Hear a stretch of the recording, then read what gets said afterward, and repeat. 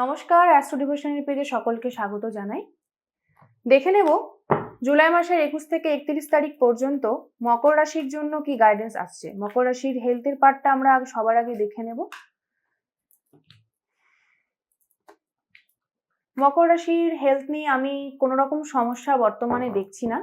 বাড়িতে কোনো বৃদ্ধ মানুষ থাকলে আপনার ইনলজে শ্বশুর শাশুড়ি হোক বা আপনার বাবা মা হোক, তাদের নিয়ে হয়তো একটু, কারণ বয়সজনিত কারণে তাদের ডেফিনেটলি শরীর তো একটু অসুস্থতার দিকে থাকবেই।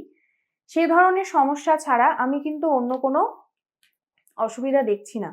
এবং অবশ্যই মেডিকেল পারপাসে আপনাকে বাড়ির বাইরে যেতে হতে পারে, ডাক্তার, হাসপাতাল, নার্সিংহোম বা বাড়ি থেকে দূরবর্তী স্থানে গিয়েও কিন্তু ট্রিটমেন্টের কারণে যেতে হতে পারে মকর রাশির মানুষকে। হেলথের জায়গাটা খুব ভালো দেখতে পাচ্ছি আমি। মকর রাশির মানুষ যারা নিজেরা যারা মকর রাশি, তারা খুব চেষ্টা করছেন নিজের যারা রোগ ভোগ বা শরীরে কোনো ডিস্টারবেন্স ধরা পড়েছিল আজ থেকে 1 বছর 1.5 বছর আগে, তারা যথেষ্ট চেষ্টা করছেন সেখান থেকে বেরিয়ে আসার বা সেটা রিকভারির জন্য, এবং সেটা রিকভারির কিন্তু সময় চলে এসেছে। খুব পজিটিভ সাইন। মকর রাশির এই মুহূর্তে দাঁড়িয়ে না একটু এক্সারসাইজ, জিম, যোগা এই ধরনের কোনো অ্যাক্টিভিটিসের সঙ্গে আমি যুক্ত থাকতে অবশ্যই বলবো। তাহলে কিন্তু খুব ভালো ফলাফল পাবেন মকর রাশির মানুষ। তাছাড়া সমস্যার আর কিছু দেখছি না। মকর রাশির মানুষের এডুকেশন, কেরিয়ার, কর্মক্ষেত্র এই জায়গাটা আমি একবার দেখে নেব। 21 থেকে 31 তারিখ পর্যন্ত মকর রাশির এডুকেশন, কেরিয়ার, কর্মক্ষেত্র এই বিষয়ে কি গাইডেন্স আসছে।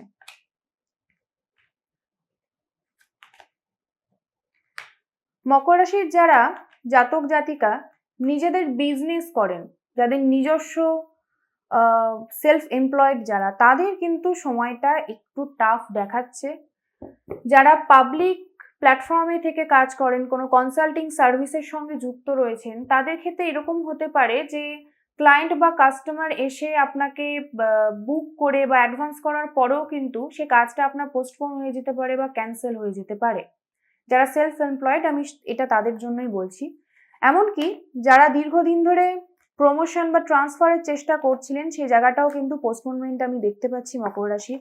এই সময়টা একটু ডিস্টারবেন্স বা কর্মক্ষেত্রে কিন্তু একটা ক্যাওস তৈরি হতে পারে, সেটা মিটে যাবে অবশ্যই, সেই জায়গাটা ঠিক হয়ে যাবে। এখানে হিলিং এর একটা এনার্জি আমি দেখতে পেয়েছি। ফাইটিং, যারা যেসব মকর রাশির জাতক জাতিকারা পার্টনারশিপে বিজনেস করেন, তাদের কিন্তু পার্টনারের সঙ্গে প্রচন্ড ঝগড়া ঝামেলা, মিসআন্ডারস্ট্যান্ডিং হতে পারে। সেখান থেকে কিন্তু বিজনেসে একটা লস আসার সম্ভাবনা রয়েছে।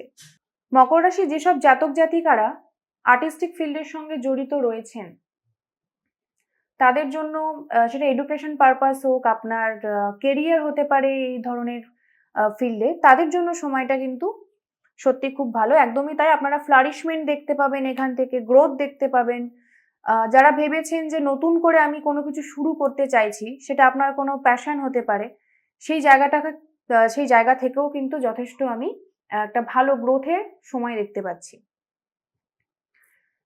মকর রাশির জন্য লাভ রিলেশনশিপের ক্ষেত্রে কি ধরনের গাইডেন্স আসছে 21 থেকে 31 তারিখ পর্যন্ত একবার দেখে নেব। মকর রাশির মানুষের লাভ রিলেশনশিপ সংক্রান্ত। Be devoted and committed. মকর রাশির মানুষের যারা, সেটা আপনারা নিজেরা ভালো রিলেট করতে পারবেন, যারা কমিটমেন্ট থেকে পালিয়ে বেড়াচ্ছিলেন এতদিন, বা দীর্ঘদিনের রিলেশনশিপে আপনি কোনোভাবে আপনার পার্টনারের কাছ থেকে কমিটমেন্ট পাচ্ছিলেন না বা আপনি কমিটমেন্ট দিচ্ছিলেন না, সেটা বিবাহের ক্ষেত্রেও হতে পারে বা অন্য কোনো ক্ষেত্রেও হতে পারে, তাদেরকে বলবো এবার কিন্তু সময় এসে গেছে। হয় আপনি আপনার পার্টনারের কাছ থেকে কমিটমেন্ট দাবি করুন, যদি না দিতে পারে সেক্ষেত্রে আপনাকে বলবো আরো একবার চিন্তা ভাবনা করুন।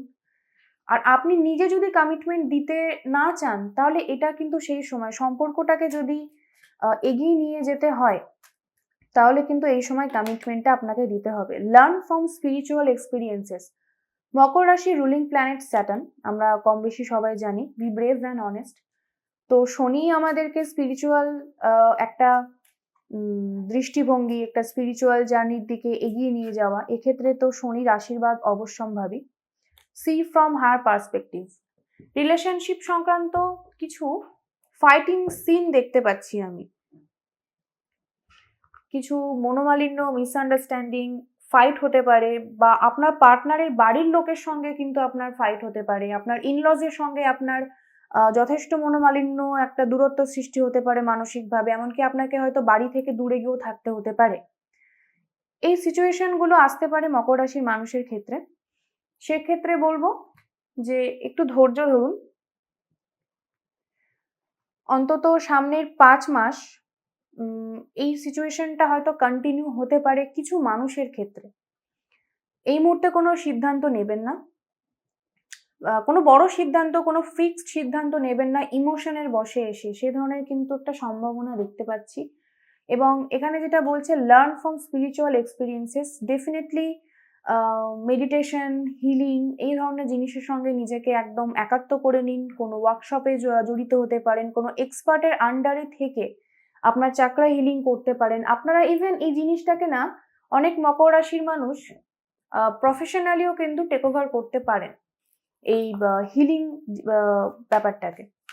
দেখে নেব মকর রাশির জন্য এঞ্জেল গাইডেন্স কি আসতে চলেছে। Choose a new direction, exactly যেটা আমি এক্ষুনি বললাম। Ask your angels peaceful resolution.